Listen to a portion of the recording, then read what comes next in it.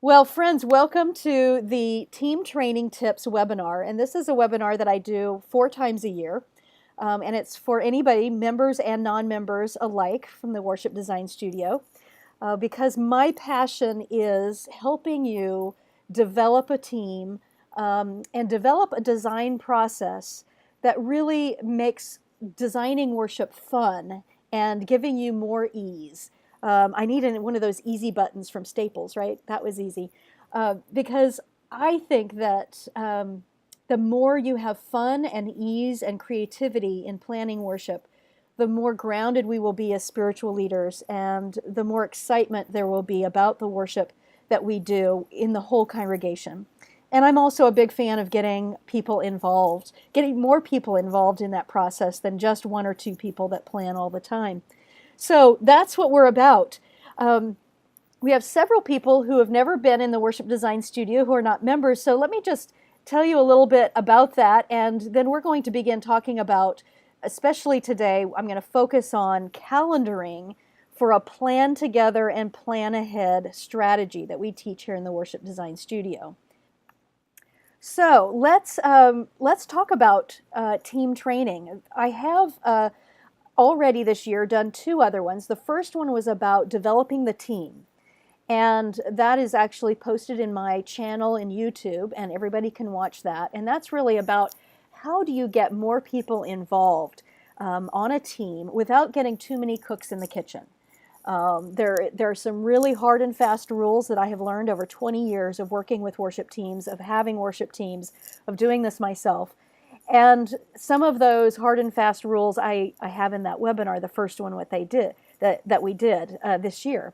And I'll just reiterate one of those, and that is when there are more decisions to be made, there are less people at the table. When there are less decisions to be made, there are more people at the table so that we get more energy, more ideas. And we're going to go through today the design process, and we'll see specifically where those places are that we want more people involved and where we want less people involved, so that we can manage this without it getting too crazy. So the place I'm going to go in the Worship Design Studio first is down here in these buttons, and these buttons mirror the bigger buttons that I've gone to here. You can also go this way. Here's musical arts, verbal arts, visual arts, media arts, dramatic arts, and then here's seasons and series. I'm going to click on the seasons and series, and this is those easels I was talking about. And so here we have ideas for every season and information about every liturgical season: Advent, Christmas, Epiphany Plus. What I call Epiphany Plus in the Worship Design Studio is Epiphany through Ash Wednesday. So I treat that like a season to create a series. And then Lent, Holy Week, Easter, Pentecost, Ordinary Time Summer, Ordinary Time Fall. And then the last button is where we're going to direct our attention, because this is called About Creating Worship Series. And that has all my guides for the process, for developing the team, everything in it. So there are articles about creating sensory-rich worship, and here's where all the guides start. So when you become a member of the Worship Design Studio, you would first read the Get Started Leader Guide, and it would sort of help you through all the ways that the Worship Design Studio can help you. There's a Get Started Team Member Guide, because again, I don't want you to spend all of your time training folks. I want them to be able to self-initiate. So you can just send them a link to this guide, and they would be able to get on board by looking at that. Developing the team, that's what I did the first webinar on for team training. But developing the design process is where we're going to go today. Let me just, while I'm here, say that the one below that, about the liturgical year, many of our churches are made up with people these days who weren't necessarily born into the denomination that we're a part of. So some people maybe came from backgrounds where they didn't follow the liturgical year, have no idea what that is. And if you do and you want them to learn about it, that's a brief article, a great way of getting them on board. Some folks in our churches didn't grow up in the church at all, and so they're just learning as they go. These are all great articles as well to excerpt from and put in your own newsletters for your own education of the congregation. Because I believe that the more you educate the congregation about worship, about the theology of each liturgical season, even the history, which I have in some of these resources, the more they appreciate each season as it comes. The more they appreciate worship, the more depth they can have. The more we know about something, the deeper we can go into it. That's true of anything, sports and worship, right? So that's what all of these are. Let's go into developing the design process and talk about that process. And one of the reasons why I'm doing that today is because another aspect of the Worship Design Studio that members have at their disposal just starting this summer, I have 5 interns working for me. And part of what they're doing with folks this summer is we invited people to fill out a survey to find out, what are the biggest challenges to you in planning worship, and what are your greatest gifts? And we have 37 of our over 400 churches who are part of the Worship Design Studio doing little mini consults with my interns.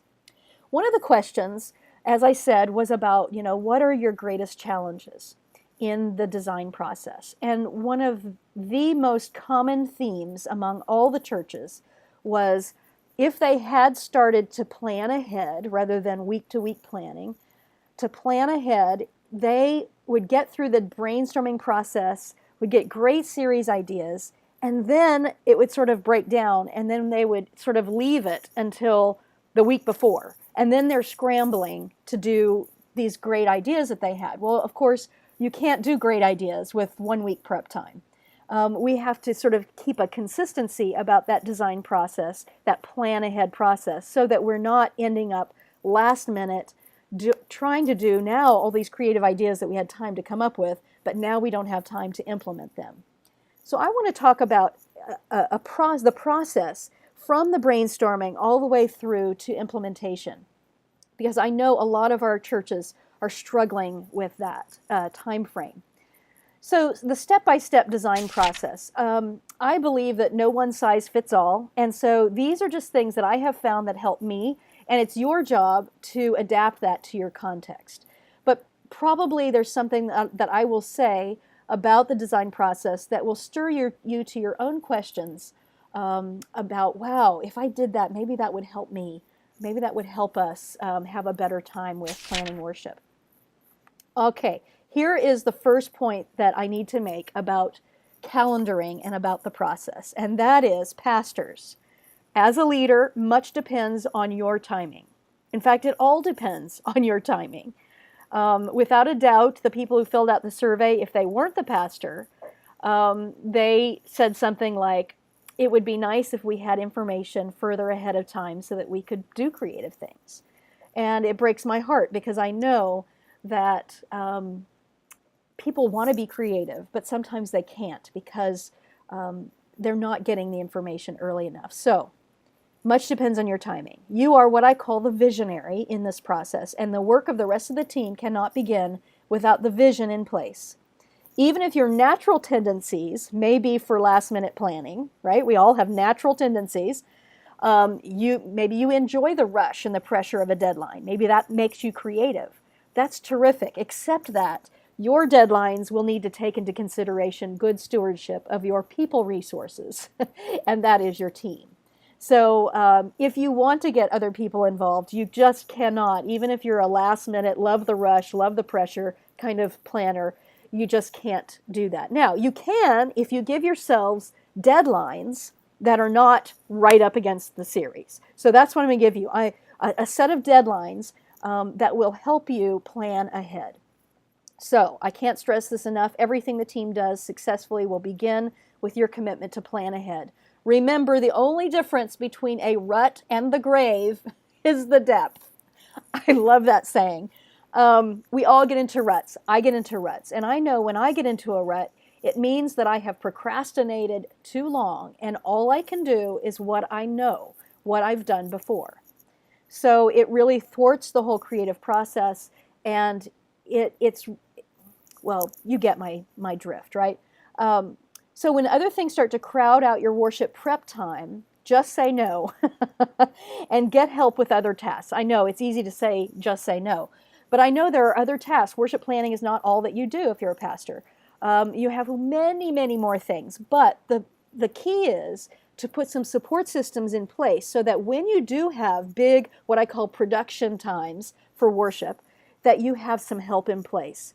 People who can respond to emergencies. A commitment from the whole church community to make worship preparation a priority. Now let me just plant this seed. I've been talking about something lately called the percent factor. What percentage of the people in your pews or in the chairs are only coming to worship? That's their only connection to the church.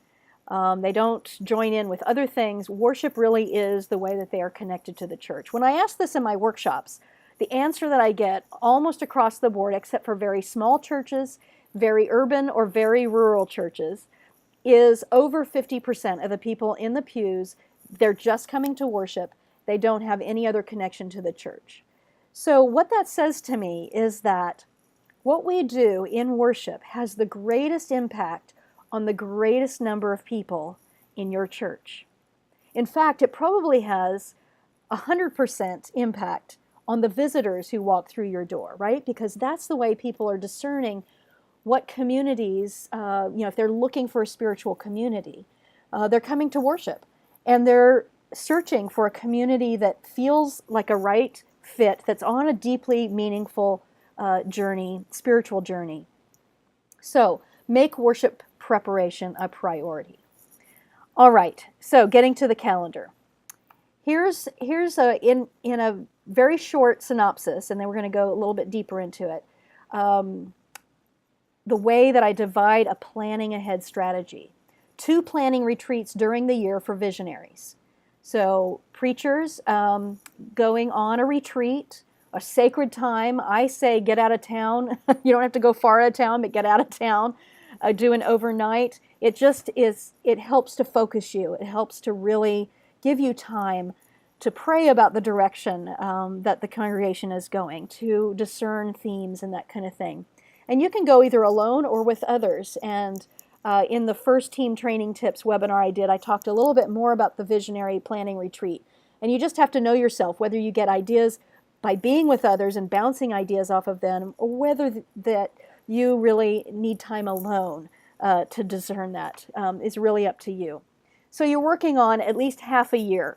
You may want to make 3 retreats a year and do just a little bit shorter time period. But the point is to come back with themes far enough in advance. So right now in August would be a terrific time to take an overnight and go away with the Worship Design Studio and all the resources and inspiration in there and plan Advent through Pentecost, right? That half of the year. Now, you come back home, you have themes and directions, and then what I do is I calendar out, usually 8 weeks before every season begins, is to have synopses written out for every one of the Sundays. And I did a webinar this morning that I really talked about how to write synopses. But I really believe in these, creating these, because they are golden for your team. So let me show you an example of synopses. Let's go back to the one I'm working on now, Moving Out of Scarcity. I'm going to open up this and show you what I mean by that. So 8 weeks before you start, if you haven't done this at the Visionary Retreat, what I try to do at the Visionary Retreat is I get at least this much done, this first half of this page. That's the title. That's what I call an anchor image.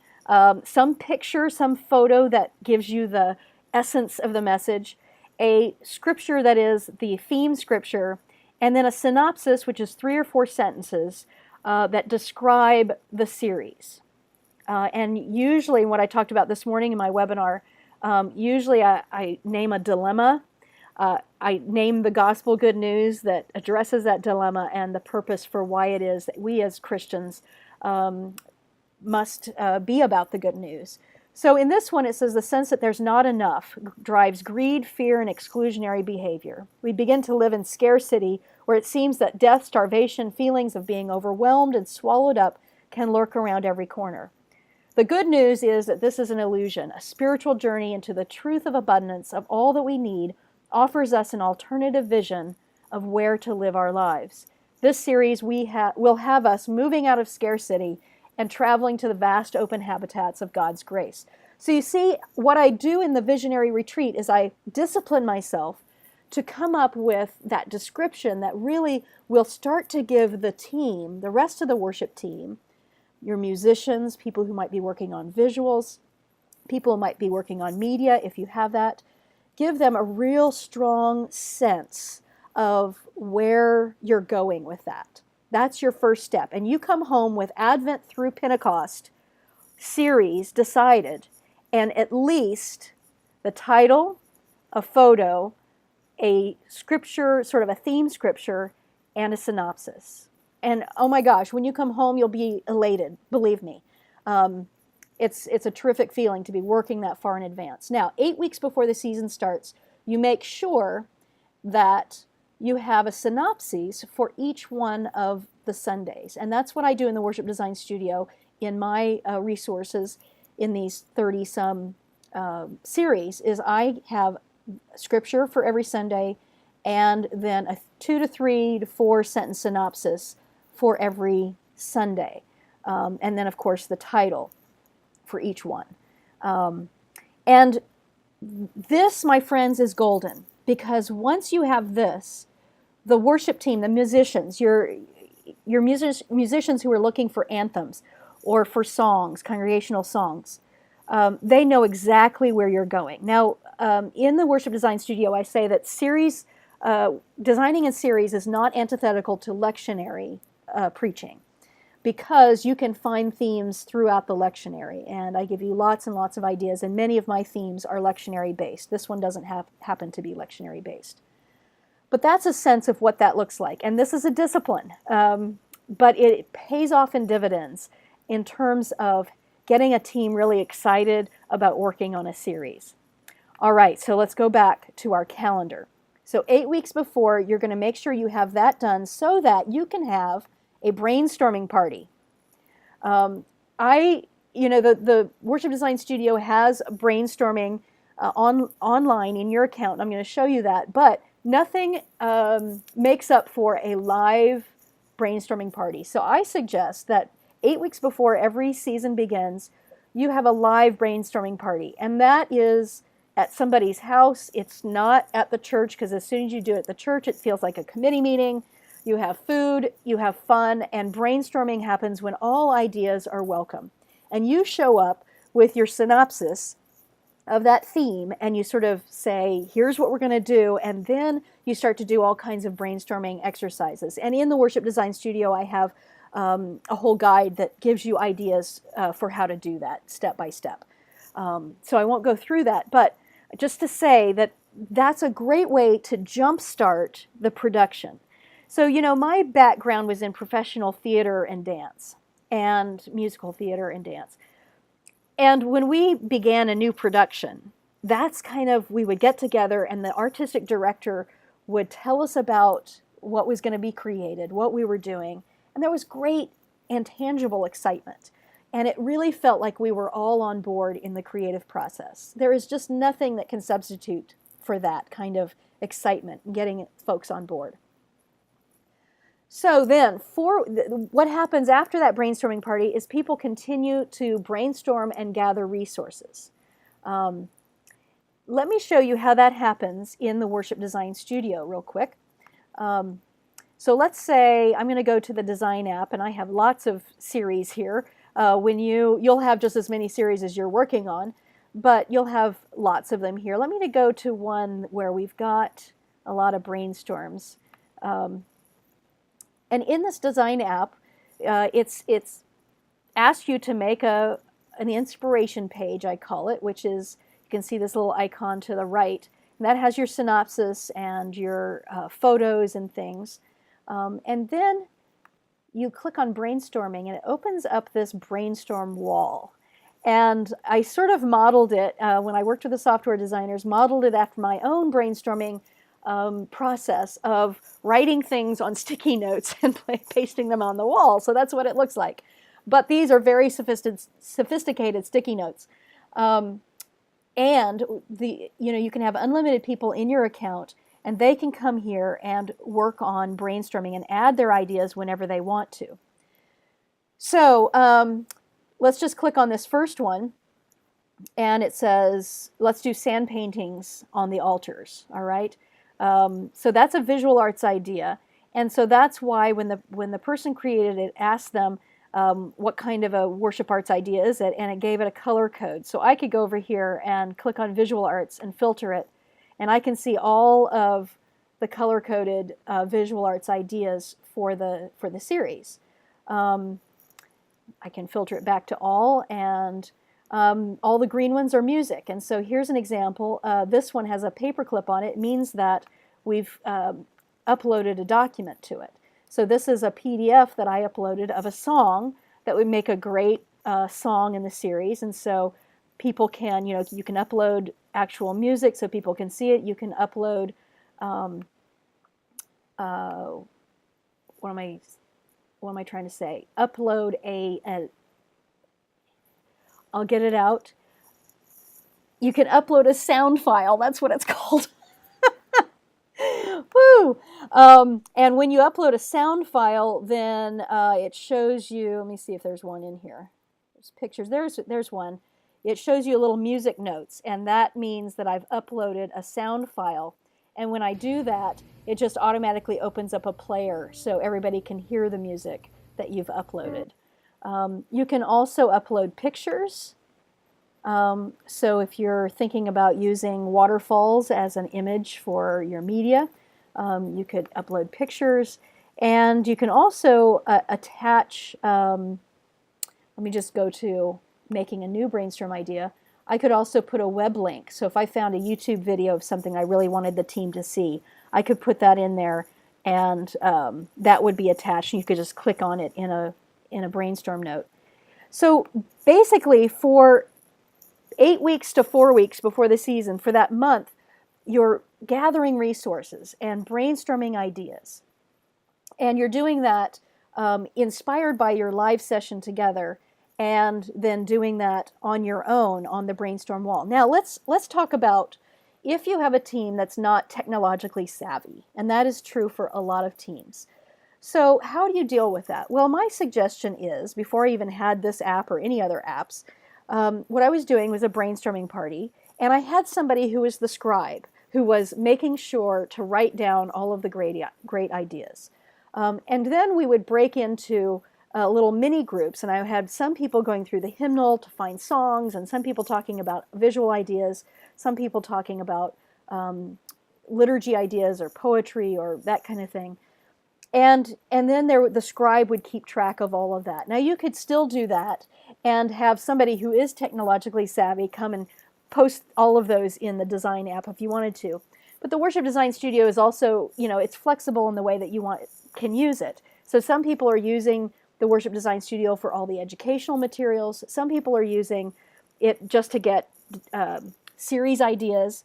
And some people are using the whole schlemiel, and their team is on here having a great time with all of this brainstorming stuff. You just have to adapt for your own context. It's a great job for a youth or a team of youths who are technologically savvy, to be the ones to start posting people's ideas and really being the tutors. So there's a lot of different ways that you can do it. So for that period of time, and that's a great period of time, because one of the most important pieces of the creative process, as I've studied creative processes, is the steeping in it. So if you're just starting this process of,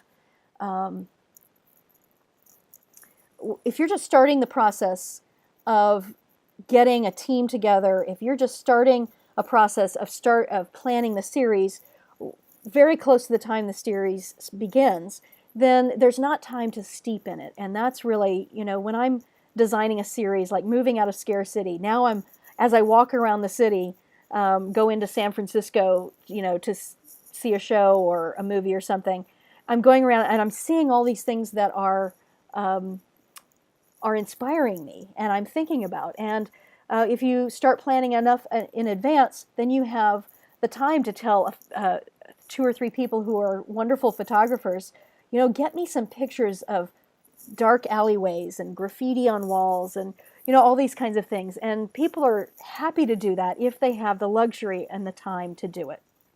So that's a very important window of time there. Now, 4 weeks before the start of the series is what I call production week.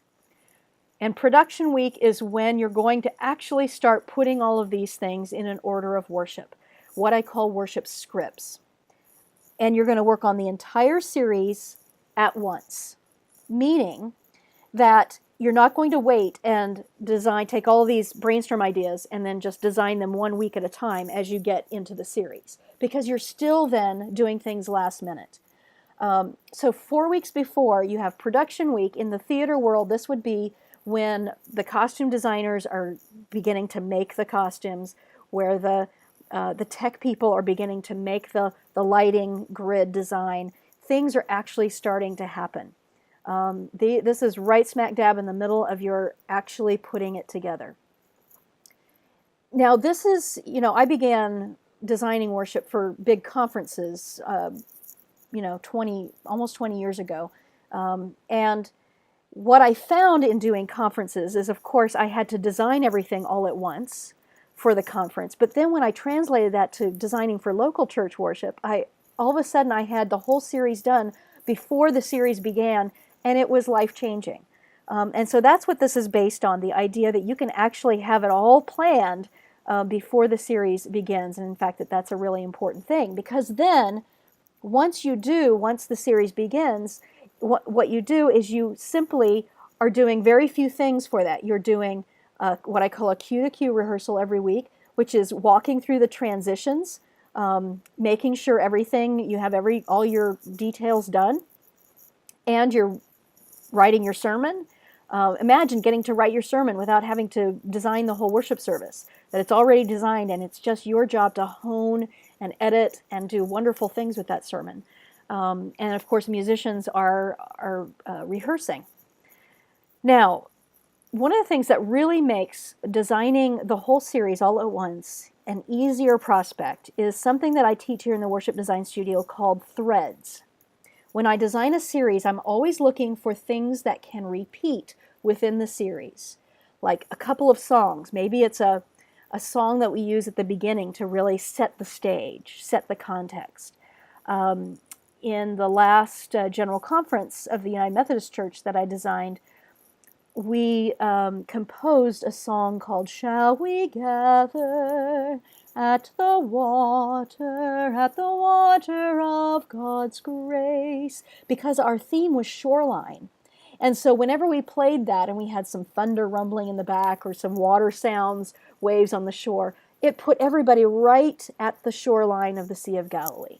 And so for a series, I'm always looking for something that we can do to repeat, especially at the beginning of the service, what I call the threshold moment, that can place us there. Sometimes it's a song that we're going to couch our prayer time in that repeats every week. Sometimes it's a way of doing a call to worship, that the words may change every week, but the format is the same. So I'm looking for those thread items that will repeat every week, and I put all of those in all at once. And then I start to put in the things that are different every week. And so when you're working on all of them all at the same time, this can really work. Okay, I'm looking over here in the chat. Forget technologically savvy. Some of my most involved folks don't even have a computer. Right, exactly. So you're going to be doing a lot of this in the way of face-to-face, that kind of thing, ideas. But again, if you're creating in series, and let's say the visual folks are creating a visual setting that is the same for every Sunday, or maybe it changes a little bit each Sunday, that's a thread item. And so you're not trying to do this, recreate the wheel every week in what I call one-hit wonders. And so you have a lot less actual time that you have to be creating, because you are creating for one block of services and then you're going. Lighting the Advent wreath would be a similar kind of threshold. Yes, Julie, great. It can be very moving, absolutely, especially with a good prayer associated. Great. And so in the Worship Design Studio, we talk about something called layering. And so this would be a great example of adding a good prayer associated with it. But what if you have a theme song? So let's say you're going to do your Advent series on let's say it's called More Light. All right. And of course, lighting an Advent wreath is adding more light every Sunday. But there's actually a song by a friend of mine who's one of our guest experts in the Worship Design Studio called More Light. And it's a very short refrain, and you could sing it every Sunday as that whoever's lighting that comes forward. And as the prayer is read, the music could continue underneath that, and then we could sing it again so it bookends that prayer. That's what I call a layered sequence, and you repeat that every Sunday. Although the prayer may be different for every Sunday, that structure is the same. And so all of a sudden you have your whole opening for the whole series ready to go. And that's the beauty of designing the whole thing all at once. Great. So let's go to the next page here, and let me just show you that in the Worship Design Studio I have a sample calendar. Now I created this for last year, so it's 2012, but you'll get the idea here. And this is what I recommend for everybody who wants to do a plan ahead model, is to create your own deadlines, as I talked about before. So here I have Visionary Retreat, plan series visions from Advent through the Easter season. I have that in September. It may be better to do that in August, but whenever you can do it, plan it for yourself. Then tell your folks you're going to go, and get backup, and get backups to the backup, so that this is such sacred, important time for that visionary retreat. All right, now, then let's take a look. Moving on. Here we are 8 weeks before Advent begins, and I've planned an Advent Christmas brainstorm party for Sunday night, October 7th. Now, that's going to change depending on, when your folks can get together and what works best. But this is just an example of a calendar. And so you would just go through your entire calendar, backtrack 8 weeks before every season begins, and plan that brainstorming party and get that on everybody's calendar. Now, one of the great things about using, in the Worship Design Studio, I teach a core team, which is the same people who work on worship all the time, and then there's called the series team, and these are people that you bring in for just one series to help out. It adds energy, it adds interest, it adds ideas. And so you would be thinking ahead, who can we ask to implement our team just for that series? It may be that you have somebody, let's say for your theme on More Light, let's say you have somebody who makes candles. And you think, what a perfect person to be on our series team just for this series, because it's about light. And they can talk to us about the process of making candles. And maybe that's something that we do for this series during Advent, is we may have candle making workshops. And then we sell those to make money for missions. Or, the possibilities are endless. But you can also ask people just to be on the team for that one series. Then you want to make sure you give them an invite for those. And if you plan this out, this whole year in advance, you know exactly when that's going to be. Now, you can also ask people to the brainstorm party. That's the only thing they do. They're called the extended team. And these are people who are super creative, but they don't have time to be on a team all year long. And so you just invite them to the brainstorm party because they're the life of the party. They bring great energy and great ideas. All right, so then you see that the next day I've got in my calendar that brainstorming and resource gathering continues through the month, right? So we're going to continue and know that all during this month we are gathering resources and ideas for Advent. Here I am in November. This is 4 weeks before the series begins. Advent Christmas Production Week. Create scripts. So you know that the first week in November, you are going to have to carve out more time in your schedule and all the things you have to do, more time to work on worship than other weeks.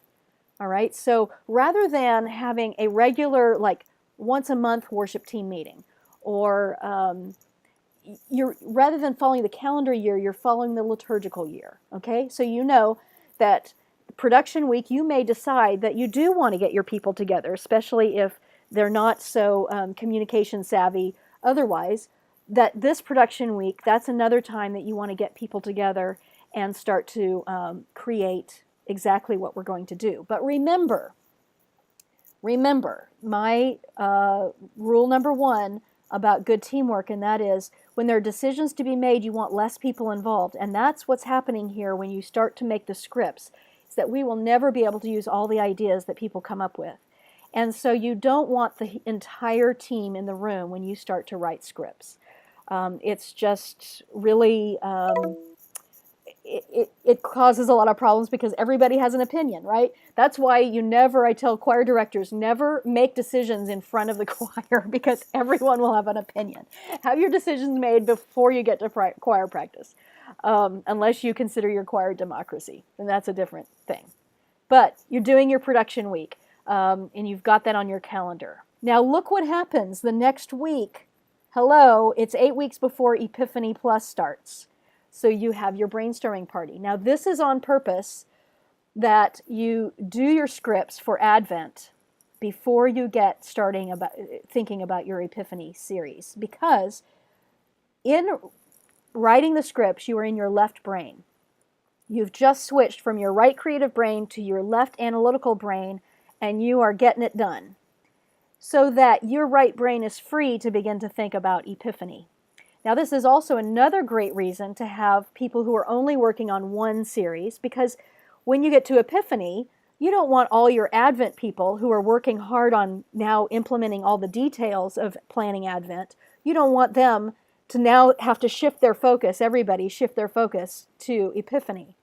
If you have some other folks, maybe one or two people who come in to help out with Epiphany, then you've got fresh energy, people who are not worried about the details of Advent. That's where this process gets derailed the most, is because you get so focused on one season that you just go, oh, I can't think about Epiphany right now. I'm totally in the middle of Advent. I can't do it. But you have to do it in order to keep this process going. So the brainstorming party and then the resource gathering for Epiphany begins. Now, one of the things that I do is consider that the Wednesday, I'm picking Wednesday here, so I'm pretending that I have choir rehearsal or band rehearsal on Wednesday night here, just as an example. But the choir practice or the band practice, the week before a series begins, you might need to schedule a little bit longer, right? Because we're going to make sure that we know what we're doing in that series, especially with the thread items that are going to repeat. Because once you've got those thread items done, you're not going to have to rehearse those extensively week to week because you're repeating some of the things. So on the week before the series begins, here for Advent, we're in 2012 at least, be close for 2013. It's the last week in November. So I have a team walkthrough, a Q2Q team walkthrough. And so we're going to walk through the first service of the whole series, make sure we know what we're doing, make sure we've got things in place, last minute details. This is called dress rehearsal in the theater world, right? Or tech rehearsal. We would have tech rehearsal and then dress rehearsal. And we would make sure that all of our ducks were in a row. So then I have at 5 o'clock is a team walkthrough, and at 7 o'clock is the larger rehearsal with choir, band practice, whatever it is that you usually have scheduled that night. But knowing that may take a little bit longer than usual because you're getting used to this new series. So here we have Advent beginning, and look what happens. It's time to create the scripts for your Epiphany Plus. Now, but just imagine this. Okay, so you're saying, oh my gosh, in the middle of Advent, I'm going to be writing Epiphany worship services. Yes, you are, but consider this. If you do this during the second week of Advent, then what usually happens doesn't happen, and that is you get to the end of Christmas and you go, I'm so exhausted. Oh my God, now Sunday is still coming around once a week. What are we going to do? You've already got that in place, and you're starting out. So you're not last minute. You're not spending your Christmas day thinking, holy schmoly, what am I going to do for the next few Sundays? And that's the blessing. Once you get on a roll on this planning process, then this planning ahead really pays off in dividends in terms of your own sanity and your own joy around planning. So that is in the Worship Design Studio. In this, I have the whole year plotted out just as an example of what you want to do with your own calendar and put that on. So basically you're giving yourself deadlines. So those of you who love to plan last minute, who like the rush of a deadline, you can still do that, only the deadlines are much sooner than you would normally do them. And it's a much better stewardship over your team to be planning that far ahead. Another document that I have, and it's the same thing we just went through, but it's kind of graphic in a very simple format, what I use in my workshops. So let me just go through this in this last 10 minutes just to solidify this process for you, and you can see it in a little different format. So this is my definable process of worship planning. And again, just want to reiterate that a model for worship planning is just that. It's a starting off point to give you ideas about your own process, something to reflect off of, and then tweak for your own context. So just over 20 years of working with worship teams, both consulting with them, but also working with worship teams, this is kind of what I've put together. Here's the definable process. Establish a starting point. That's your visionary retreat twice a year at least. And so in August or September, go away overnight to plan Advent through Pentecost, and then in January, February, go away again to plan ordinary time. I want to let you know that I hold worship planning retreats, visionary retreats, and we have 2 left this year. I think Cape Cod might be filled up already, but certainly Alexandria, Louisiana, we have plenty of spaces for teams.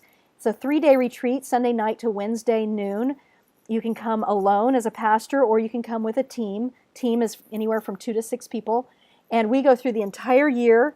I give you ideas and resources for every part of the year, and you go home with your plans, your series planned out for the whole year. And so those are very popular retreats. I've been doing them for about 6 years now, and folks just love it. So if you can make that happen, you can go to marciamcfee.com to my calendar, and you can find more information and registration for those things. But if you're not coming to those, doing your own planning retreat is essential. All right, now I have 10 weeks before the series or season starts. I actually start to go back to that series that I planned way back when at my visionary retreat, and I complete those synopses so that at 8 weeks before the series start, I can have a brainstorming party. So I'm just giving myself a little lead time there to make sure that, I have tweaked that series and that vision about where we're going, and have written a synopsis for each one of the Sundays for that series. All right, then it comes to the brainstorming time. 8 weeks before the series or the season, we have a brainstorming party, right? And we present that vision to the team. We get folks excited. We have a fun brainstorming party with food at somebody's house. And that is the launch of our production time for that series. So 8 weeks before. Then we're going to give ourselves the next 4 weeks to gather ideas and resources. That's our steeping time, so that we can come up with lots of ideas and resources to make that series just right. So that's our resource gathering time. We continue to brainstorm and gather until 4 weeks before the season or series starts. Then it's time to get down to brass tacks, to the editing. So I showed you brainstorming with your team without a lot of meetings, right from their computer in the Worship Design Studio is one way to keep that process going, even if you're not having team meetings.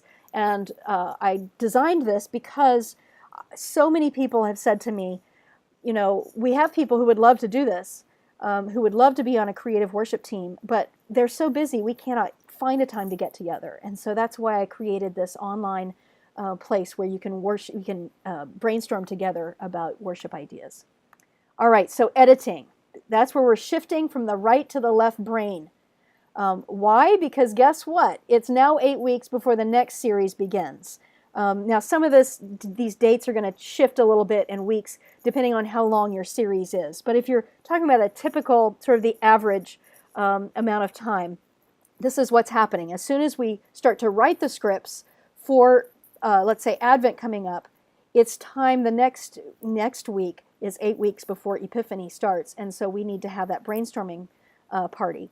And as I said, great to have new, fresh ideas and new people for each series, so that not the same people are working on every series, because that really can get a little mind-boggling. You want to have some people who can bring some fresh ideas to the core team who's working on everything all the time. All right, so just recapping now the end of the series. 4 weeks before the series begins is production week. That's when you start to write all of your scripts. And once you have your worship scripts done, then you can make your to-do list. And that is detail organizing. You're going to take 3 weeks before the series launch to get her done. You have concrete tasks. This is where you want more people involved, right? Because there's less decisions. The decisions are made, and you just need to get folks done and get things done, and folks can help you do that. The visuals are created, the media is put together, readers are invited, musicians rehearsed. All of these things are happening. Then finally, when the series begins, our weekly tasks are simply finalizing the sermon, training leaders, readers, that are going to read week to week, the Q2Q rehearsal, printing worship guides. You are not designing worship as you're trying to do all of these other things, so that you have the luxury of really fine-tuning and honing and having fun with that series. And of course, worshiping is the end of the series. Let go and reap the spiritual rewards of preparation and continued discovery. And what I mean by that is that no matter how much we plan or how far we plan ahead, when we get to the worship event, thank God, there's always something that happens that we could never have dreamed of, because it is the live worshiping body that embodies that worship. Well, friends, that in a nutshell is a way to plan together and plan ahead. As I said in the beginning of the webinar, it's absolutely essential that you calendar out all of these, not just your brainstorming time, but then all of these, your production week, 4 weeks before, all of those kinds of things in between, because we have so many people who have said to me, we get started great and then we get bogged down and then we end up doing all of the things last minute that we usually do. So hopefully this has been just a little refresher course in helping you to calendar yourself for success and for more fun and more ease in your worship planning, so that you can be really having some spiritual depth and some clarity about what you're doing in the midst of it and not feeling burnt out. All right, thanks everybody for joining me. Let's see, Julie had a great idea. I thought about asking trustees to take out the front pews. Oh, to make more room for drama. Yes, indeed. And once you do that, you may need the flip book in the worship design studio called The Politics of Change. Because inevitably, somebody will have a problem with those pews going out. So, we address all different kinds of things in the worship design studio. I'm going to unmute you so you can say bye. Bye. Okay, All bye. participants are unmuted. Thanks, Marcia. Bye, everybody. Thank you. Bye. Great to have you. Have a great evening. All right, bye-bye.